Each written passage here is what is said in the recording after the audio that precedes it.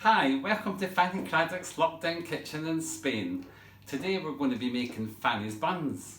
So I'm going to give you a list of the ingredients that you'll need for Fanny's buns, but I've not actually given you quantities, and that'll become clear in a minute why I haven't actually given you quantities, but that's the ingredients you're going to need. So what I do is, depends how many buns I'm going to make, or if I'm going to make a big cake. Today I'm only going to make a little amount of buns because Johnny and I have to eat them all. So I'm only going to use 2 eggs. So when you've got eggs, some eggs are small, some eggs are extra large, so you look at a recipe and it tells you so many eggs and then the weight of the flour, etc. So what I do is I weigh my eggs. So I'll just break the eggs into a bowl, like so, making sure there's no shell in there, and that's 128 grams in that one. So what we want to do is measure out the same quantity for butter, flour and sugar. So I'm going to measure out 128 grams of caster sugar. I can see. There we are. I'm going to stick that in my bowl at the moment.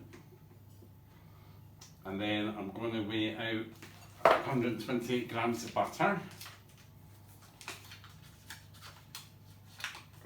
Usually I put a bit greaseproof paper on that rather than use a plate, but I've not got greaseproof paper handy, so I'm going to use a plate. We'll zero that, and I say 128 grams of butter. If I can get it open.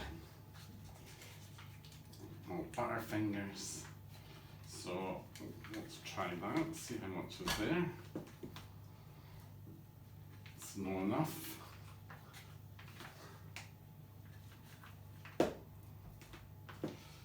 That's fine, 125 that'll do. That's our butter weighed out. Then we want the same amount of flour. So I'm going to put weigh my flour, just zero that again. So I'm using self-raising flour, and I want 128. Well, there's a hole in that bag, Johnny. Weigh out 128 grams of flour. That's a wee bit over, so I'm going to take some back out again. I don't want it too much.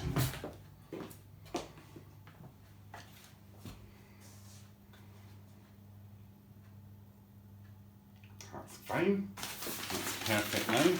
And I also put in a little bit of baking powder, so because it's only a small amount that I'm making, I'll just kind of put half a teaspoonful of baking powder in and just chuck that in with the flour. There we are.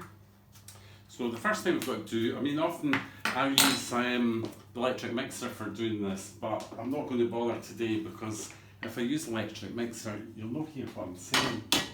So I've got in the bowl, I've got my caster sugar and my butter, and you just want to mix these together.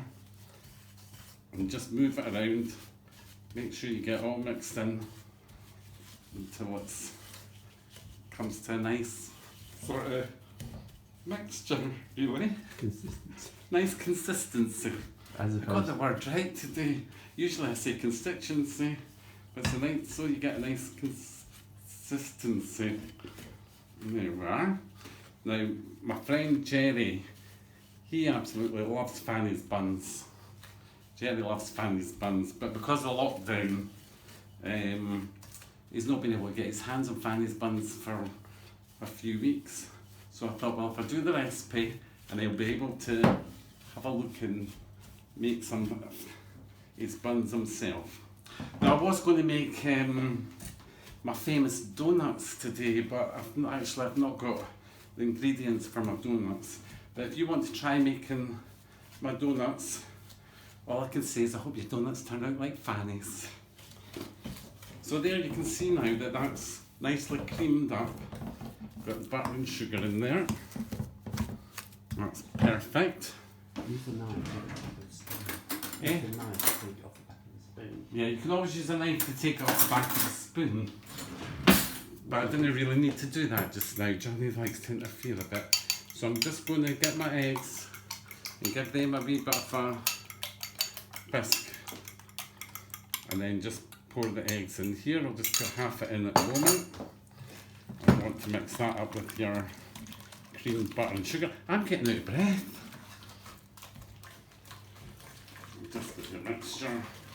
I say you can do it in an electric mixer or your hand whisk or whatever if you want as well. I find it's just as easy to do like this, but then I am a, what do you call it, a professional, that's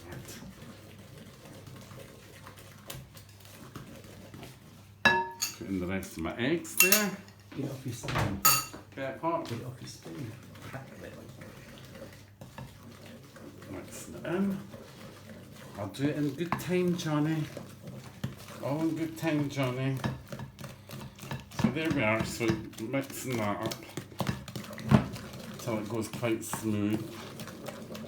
I say if you've got an electric mixer, it does do it much easier. I don't mind doing it by hand. I seem to be getting muscles in my wrists these days actually, after lockdown for 4 weeks.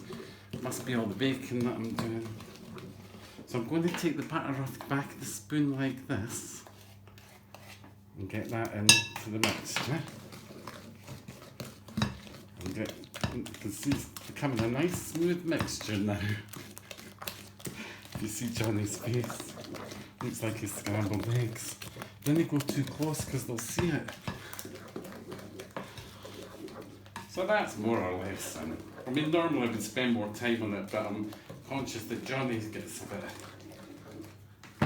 wee bit of fraught when we're spending too much time filming. That's fine. So I've got my flour here. I'll sift it in. It doesn't really matter if you sift it or not, but I'll sift it in. It never seems to be lumpy these days, flour anyway. So It's not. It's there to put air into it. It's not lumpy. So what I'm going to do just now is I'm just going to fold the flour into the mixture. It saves it getting everywhere. Just start stirring it, then start beating it. Look at that, Johnny, is that looking good? You can see it's becoming smoother now. See? Johnny didn't believe me. What? Put the bits around the outside in. Yes, I'll get all the bits from the outside to smell all these floury bits. What flavour you buns? Well, today, Johnny, I've decided to, I'll tell you in a minute what flavour my buns are going to be. When you mix yours at this stage, you can then add flavours to make whatever kind of buns you like. If you want fruity buns, you can stick in raisins or currants or something, stick them in at this stage, or chocolate chips. Vanilla essence. My favourite is, not vanilla essence, my favourite is coffee and walnut. So often what I'll do is make a wee strong shot of coffee and stick that in, or you can put coffee powder in, and some chopped walnuts as well. But today, I'm going to make some chocolate buns. So I'm just going to get some cocoa powder, a spoon, and I'm just going to put in sort of just about a tablespoonful of cocoa powder, like so. Stick that in the mixture. Get that all mixed in nice and evenly.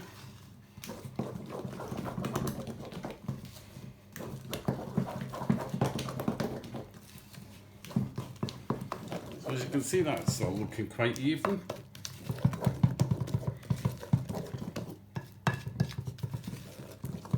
Now I'll tell you in a minute why I'm making chocolate buns as well. I'm not telling you just now, you'll just have to wait a minute. There we are. That's all looking good. Look at your spoon, you've got batter all over it still. I've still got batter on my spoon. It's been pointed out to me. So I'm going to get out the batter off the spoon there. I wouldn't normally bother that much about it, but I'm being watched. So, there again, just give it a wee. Make sure you get a pinch on your thumb. What I normally do as well, I've got that in my hair. What I normally do as well is put just a touch of milk in it.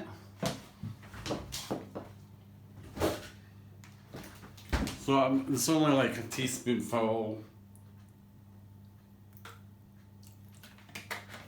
Just a teaspoonful of milk.